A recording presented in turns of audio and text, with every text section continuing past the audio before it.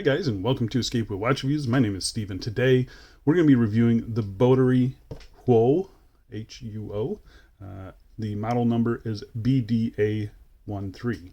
So I received this watch for free. I don't have to send the watch back, but you guys know the deal by now. No matter how I get a watch in on this channel, you're always going to get my honest opinion every single time.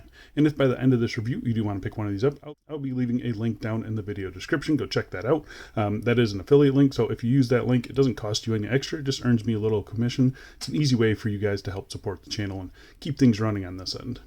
So the price that I'm currently seeing this as advertised at, and this is during a sale, is $127 US. That does include tariffs. So your price should be a little bit lower. Maybe not, because we're probably not going to be in a sale at this time, but that just gives you an idea of the cost of this watch. You can pick up the watch in 3 different colorways shown here. I would have liked to see some more basic colors like black and white, but the options that they do have, they actually look pretty good. The watch case is made of 316L stainless steel. It has a sapphire crystal with anti-reflective coating, screw-down crown, screwed-in case back, 100 meters of claimed water resistance, and the watch is powered by the hangszhou 7208 automatic movement, which we'll talk about here in a little bit. It's a little bit special. So this is an interesting watch to review. It's actually a pretty nicely done watch, but it has me scratching my head over and over again over just a few details. So if you're wondering what they are, I say we get right into the full review. Let's talk about them. But before we do a quick wrist check today, wearing the Venezianico Arsenale in purple. This dial, oh, I didn't even try and do that. Purple and purple. Alright, so first things first, we'll get into dimensions. Got a case diameter of 38.2 millimeters, 12.7 millimeters thick, 21 millimeter lug width, and lug tip to lug tip of 49.9 millimeters. And on the supplied leather strap, it weighs 73 grams. So it's a pretty interesting set of dimensions. 38 millimeters in diameter by nearly 50 millimeters long, 21 millimeter lug width. Scratching my head there. Why does this need 21 millimeter lugs on a 38 millimeter case? 38 millimeters, it needs 20. Yeah, I don't understand that. And then the 50 millimeters long, you can see there is a little bit of turn down there, but it does wear rather long. It's kind of a vintage looking case, but it's still not thin enough to really pull off this look, in my opinion. So yeah, just scratching my head a little bit, and that long lug to lug does make it wear a little weird. It is very comfortable though, I'll tell you that, but yeah, it's just, again, just kind of scratching my head on this one. So I'm going to go outside right now and throw it on my wrist for you. And here we are on my 7.5 inch wrist, and it definitely wears long. So those lugs are very long for the case size. You know, we also have 21 millimeter lug width, so I don't have any 21 millimeter straps to throw on this thing. So sorry, this is about as good as you're gonna get. I do think it wears pretty good. It feels fairly balanced, but you can see there, the length becomes a problem a little bit. So yeah, just something to note. It's not horrible. It's definitely not horrible, but yeah, it's just something that I noticed. Yeah, I figured I'd get out in some direct sunlight for you guys there. You can see the crystal still does a pretty good job. It looks a little bit washed out on camera, but in person I can definitely still read it. It's not a super legible watch to begin with, but I think it does look really good. The dial is just really very nicely done, and the crystal keeps that dial nice and clear too, I think. So they put enough AR coating on the crystal to make me happy, at least. Alright, let's go back inside and let's get back to this review. Alright, so let's get real close and we'll talk about the case finishing. So starting at the bezel here, we have a circular brushing on the top surface of the bezel. It looks very nice, nicely done. You flip it to the side here, you can see the side of the bezel is polished. On the case sides here, we have a horizontal brushing. We have drilled lugs there, which is nice to see as well. On the tops of the lugs, it is polished. We have polishing in between the lugs as well. Hopefully you guys can see that. But yeah, I mean, the case finishing on this watch is very nice. There's no sharp edges or anything. You know, this bottom edge here, which can usually be a little bit sharp on some of these watches, not the case here. Very nicely rounded off. It's overall a very smooth case, and I think the case finishing is done very nicely. Flipping it over to the crown side here, we do have the Boderry signed crown here with the stylized B. Looks pretty good. It's good size. It's a screw down crown, plenty of grip on it. Yeah, it looks pretty nice. Flipping it over to the case back here, So we do have a sapphire case back, display case back here. Very nicely done. The movement is actually really nice looking. Got a custom rotor on it as well. It says Boderry Watch Company. And then it's got some specs right here, which we'll talk about here in just a little bit. But yeah, very nicely done, screwed in. You can see here with the 6 screws. And then it's kind of got this little lip on it, which raises the crystal up a little bit. It's a interesting case back. I thought it would kind of bother me on wrist, but it doesn't. It feels good. It's circular brush there. There's no sharp edges on it again. So yeah, I'm actually pretty happy with the case finishing on it. They did a nice job. It's a little unique in the fact that it's, you know, polished on the top lugs, brushed on the top of the bezel, and then they kind of alternate on the side here. So yeah, a little interesting on the case finishing, but I think nicely done. Got no issues with it really. They did a pretty good job on the case finishing on this watch. All right, so let's talk about the crystal. First things first, we'll test for sapphire. It is positive for sapphire. So we do have a sapphire crystal on the front and on the back. Very nice sapphire crystal. It's got some anti-reflective coating on it. You can see it's a box dome, as you can see there. So nice distortion at the edges. Very nice, very clear. I'm pretty happy with this crystal. It's one of the better ones I've seen. So yeah, they chose a very nice one. I mean, it just looks good. Looks really, really good. Very nice vintage style to it as well. And yeah, I mean, it just, yeah, they got it right, thankfully. All right, so let's talk about the dial on the watch. And the dial is really, really nicely done.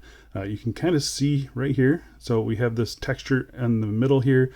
We have a little bit of a textured ring there, and then a little bit more texture on the outer ring there.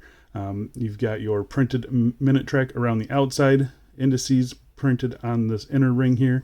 You kind of have this kind of sunburst effect to it. It's not really showing up well here. You can kind of see it right there. It's a pretty subtle sunburst, but it is definitely there. I like the color of purple that they chose. It's a very nice color, of a shade of purple. We do have a nice big date window here at the 3 o'clock position.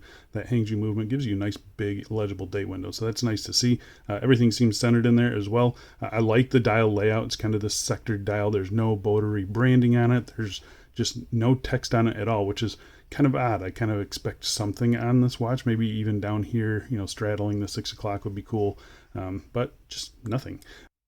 The handset that they chose, really nice style leaf handset, really beautifully finished, as you can see there. Good length, nice and bold. They actually, you know, they don't disappear too bad on me. Pretty happy with the legibility on this watch. The second hand, it does have a little bit of curve to the tip of it there, so that's nice to see. And then one of my favorite features that more companies should do is cap that second hand like this one has done. It's just a nice, clean look. I absolutely love that. Really, really happy with the dial on this watch, except one thing has me scratching my head. They have Lume on this watch, and it's just the dial. So I'm going to pop up the Lume shot here, and yeah, just an interesting fact, like why even spend the money to Lume this dial if you don't have Lume on the hands? I don't understand it. The Lume is not great. It is BGW9, but it's just not great, and then it's obviously completely useless because there's no Lume on the hands. So yeah, scratching my head on that one. All right, so let's talk about the movement inside. So the movement inside is the hangszhou 7208. It is a higher end movement, so it's a high beat, 28,800 beats per hour. So 8 ticks of the second hand every second, so nice and smooth there. It hacks, it hand winds, it has 80 hours of power reserve, and I believe it. I had this sitting on a table for 3 days and it was still running. So yeah, I definitely believe that 80 hours of power reserve, 21 joules. I mean, it seems like a very nice movement. I've got no issues with it so far. Here's how it's been running for me. You can see there, a little bit slow. I like them to be on the fast side, but I think, you know, during normal wear, it's probably pretty close to 0, I would think. So yeah, really happy with that. The movement is operated by this 3 o'clock screw down crown here. You get a decent little pop out from the screw down crown. First position is your hand winding. Feels pretty good, actually. There's good resistance to it. It's not super loud. Yeah, it feels nice. Pull it out to the first position. This is your quick set date. You can see here, everything seems to be aligned nicely.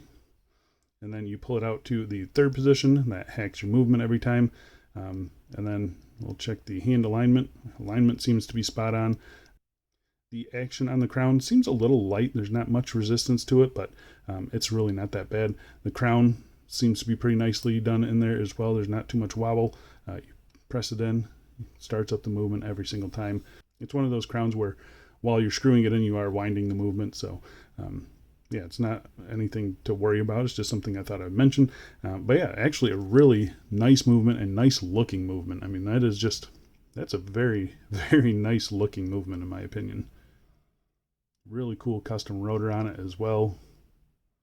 Got some really nice decoration on it. It seems to be a bi-directional winding rotor as well, so you don't get the rotor spinning, not that I've noticed at least. So yeah, overall, very happy with this movement. I think it looks good. 80 hours of power reserve is pretty awesome. High beat, hacks, hand winds, it does everything you need it to do. So yeah, really happy with this movement. All right, so let's talk about the strap. And here's another spot where I'm scratching my head. Like I mentioned earlier, 21 millimeter strap. It tapers down to 18 millimeters at the clasp. It's actually a pretty nice strap. It feels good. It's comfortable. It's good thickness. The stitching is nice. I think the grain and the shininess of the leather is nice. You have one floating keeper, one stationary keeper, everything, again, sewn in very nicely. The buckle on this, bespoke buckle with the Boderry branding there. Very nicely done. It's odd that it's not fully polished, but you know, it's not a big deal. But I think the buckle itself looks pretty cool. It's got some decoration on it. It's not flopping around or anything like that. Flipping it over here on the bottom here, we do have the Boderry branding there. Genuine leather, tells you the size there. There's no quick release spring bars, which is a little bit of a bummer, but it does have the drilled lugs. But I noticed that these things are quite big. So let me show you another head scratcher here. Just going to pop these out real quick for you guys. Look at the size of these spring bars. So let me see if I have a normal spring bar here. So here is just a normal spring bar with the Boderry spring bar on the right. Just a huge shoulderless spring bar. Why they decided or felt the need to go with something like this is, you know, like Seiko fat spring bar size. I think these ends are a lot bigger than a normal one. So, and the holes in the case, they match that size. So if you put a regular size spring bar in there, I think it's going to be kind of wobbling around. You know, I don't have any 21 millimeter spring bars around. So, yeah, I can't test that for you guys, but, yeah, I think putting a different strap on this is going to be a little bit of a challenge. So yeah, just something to note, just another oddity on this watch. Just huge, massive, high quality, very high quality spring bars, but I think a little bit overkill for this watch. And I think, you know, the 21 millimeter lug width is going to be something where you're struggling to find straps for it. And then getting one that's going to, you know, feel secure in these massive holes in the case. Yeah, it's just a head scratcher for me. So thankfully, the strap is actually pretty nice. It's broken in nicely. It's comfortable. It's good length. So I don't have too much to complain about. I probably would just keep it on the strap. It's good enough to keep it on the strap. So, but if you're a strapaholic and you want to change out the strap, just go in knowing there's going to be a couple little drawbacks. So, yeah, just another head scratcher for me. So there you go, guys. That is the Boderry vintage dress watch, the Huo. Huo is Chinese for fire, I believe. So yeah, I mean, it's a very cool watch. I gotta say, I like the design of it, but a couple things have me scratching my head. A little bit thick for a dress watch. It doesn't appear too thick because a lot of that is the crystal, but yeah, a little bit thick, really long, 50 millimeters long, 21 millimeter lug width, scratching my head. Those really odd lugs as well. A very cool movement, a nice crystal, a good design though. Nice stock strap. I mean, just look at the case back on this thing. Just gorgeous. Absolutely gorgeous on the back. So yeah, just a couple head scratchers that you guys should know going in.